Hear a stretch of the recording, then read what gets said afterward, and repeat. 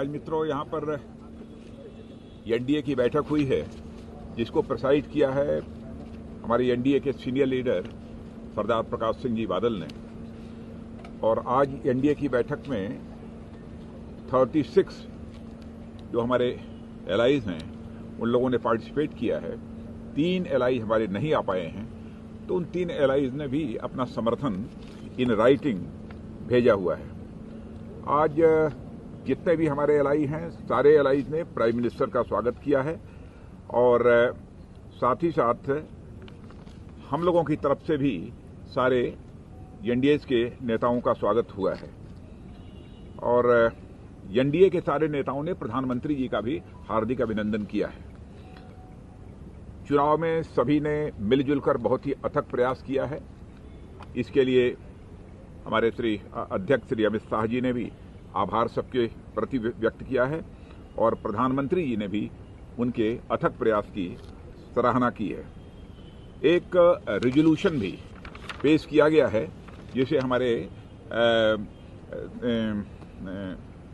Shri Ramvilas ji Paswan senior leader ने उसको पेश किया और यूनानिमसली इस एनडीए ने उसे पास किया है। और इस रेजोल्यूशन का जहां तक सवाल है, उस रेजोल्यूशन की कॉपी तो आप लोगों को मिल जाएगी, लेकिन इसमें यह है कि एनडीए सच्चे अर्थों में भारत की ड्रीम्स और एस्पिरेशंस का ये अलायंस है, इसी रूप में हम उसे देखते हैं। और साथ ही साथ 130 करोड़ जो पॉपुलेशन की ड्रीम्स और एस्पिरेशंस का अलायंस है, इस रूप में हम देखते हैं। और यह मैं मानता हूं कि इंडियन पॉलिटिक्स का यह एनडीए एक प्रिंसिपल पिलर बन चुका है। यह कुछ सैलिएंट पॉइंट्स हैं जो हमारे इस रेजोल्यूशन के, उसकी मैं जानकारी दे रहा हूं। और सफलतापूर्वक डेवलपमेंट ओरिएंटेड और पब्लिक इंटरेस्ट में भी बहुत हमारे प्राइम मिनिस्टर ने हिस्टोरिकल डिसीजंस लिए हैं। उसके लिए भी एनडीए ने प्राइम मिनिस्टर को भी कांग्रेचुलेट किया है और उनके काउंसिल ऑफ मिनिस्टर्स को भी कांग्रेचुलेट किया है। और साथ ही साथ और अधिक भारत को और अधिक सशक्त बनाने के लिए, भारतीयों को और अधिक सशक्त बनाने के लिए भी बड़े पैमाने पर जो गवर्नमेंट ने विगत 5 वर्षों में काम किए हैं, उसकी भी इस प्रस्ताव के अंदर श्री रामविलास जी पासवान ने बहुत विस्तार पूर्वक चर्चा की है, जिसमें प्रधानमंत्री जनधन योजना के अंतर्गत जो बैंक अकाउंट्स खोले गए हैं, आयुष्मान भारत की जो योजना प्रभावी तरीके से लागू की गई है, यह भारत का ही नहीं बल्कि दुनिया की सबसे बड़ी हेल्थ कवर की यह स्कीम है। और 2.5 करोड़ प्रधानमंत्री आवास योजना के अंतर्गत जो आवास बने हैं, साथ ही साथ 7 करोड़ से अधिक लोगों को एलपीजी कनेक्शन मिला है और 2.5 करोड़ लोगों को मुफ्त में बिजली का कनेक्शन भी मिला है। Digital India, make in India, startup, stand up India, आज इन सब सारे कार्यक्रमों का भी विशेष रूप से इसी प्रस्ताव में उल्लेख किया गया है।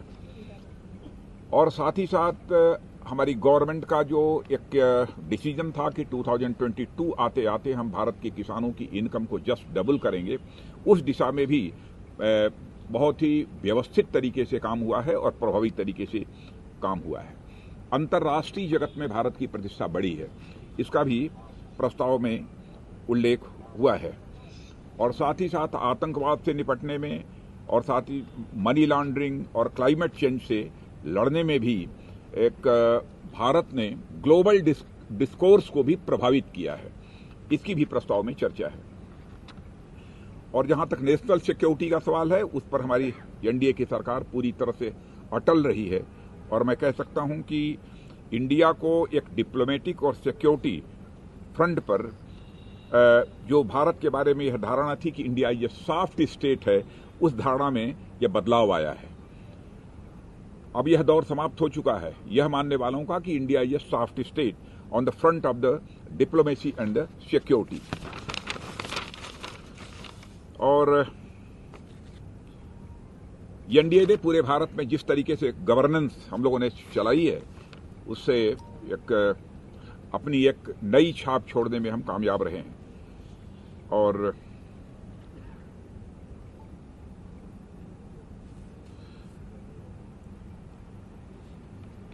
पश्चिम बंगाल और केरल में भी जो कुछ पॉलिटिकल वायलेंसेज हुई हैं उसको जो है कंडेम किया है इस रेजोल्यूशन के अंतर्गत। और सीएजी, इलेक्शन कमीशन और जुडिशियरी से लेकर पुलिस और हमारी जो सिक्योरिटी फोर्सेस हैं, इनके संस्थानों पर जो व्यवस्थित जो हमले किए जा रहे हैं विपक्ष के द्वारा, उस पर जो है चिंता व्यक्त की गई है। और 2019 का लोकसभा चुनाव इतिहास में एक निर्णायक क्षण है, इस रूप में देखा जाएगा। अब देश की जनता को यह भी विश्वास है कि अब नामुमकिन भी मुमकिन है।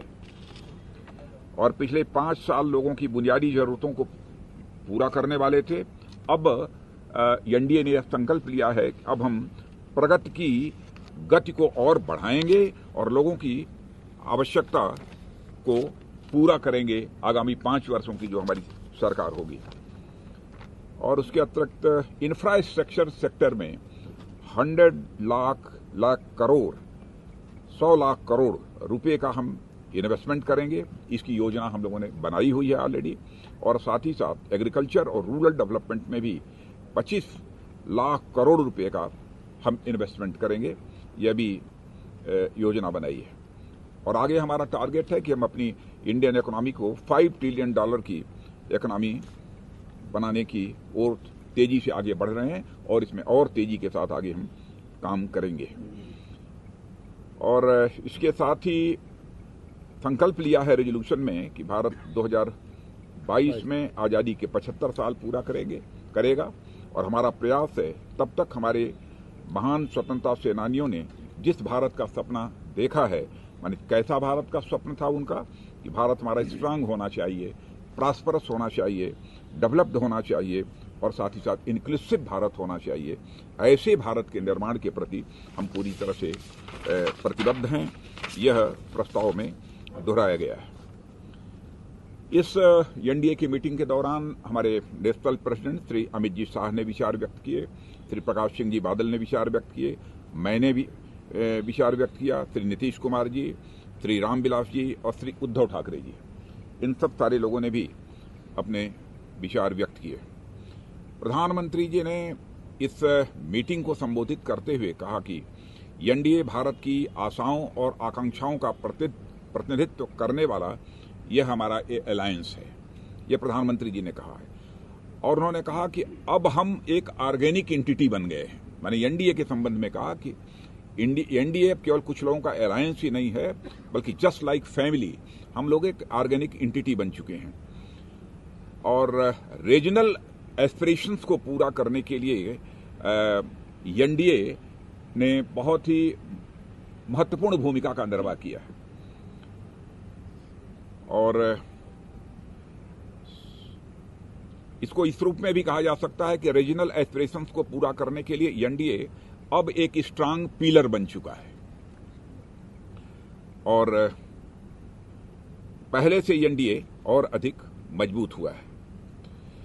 ईवीएम को लेकर जो अनावश्यक मामले उठाए जा रहे हैं और इलेक्शन कमीशन की इंटीग्रिटी पर भी जो क्वेश्चन मार्क लगाया जा रहा है, उस पर भी यहां पर जो है चिंता व्यक्त की गई है। जबकि ईवीएम के संबंध में सुप्रीम कोर्ट का भी 4 बार जजमेंट आ चुका है। और हमारे यहाँ का जो इलेक्शन होता है, इतना बड़ा इलेक्शन, करोड़ों की संख्या में वोटर, जिसकी की ग्लोबल ब्रांडिंग हो सकती है सारी दुनिया में, लेकिन उसको जो है अवरोध पैदा करने की कोशिश विपक्ष के द्वारा की जा रही है।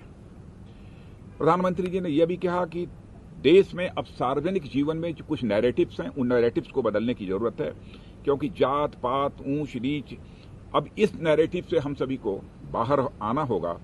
और गरीब ही सबसे बड़ी जाति है, हमें उसी समस्या का, उसी की सेवा करनी है और गरीबी जैसी हमको समस्या का समाधान करना है। प्रधानमंत्री जी ने देश में जो क्षेत्रीय असंतुलन है विकास के संदर्भों में, डेवलपमेंट के संदर्भों में, उसको भी एड्रेस करने के प्रति अपनी प्रतिबद्धता दोहराई है। बस प्रमुख रूप से जो बातें थी वो मैंने आपके सामने रख दी हैं।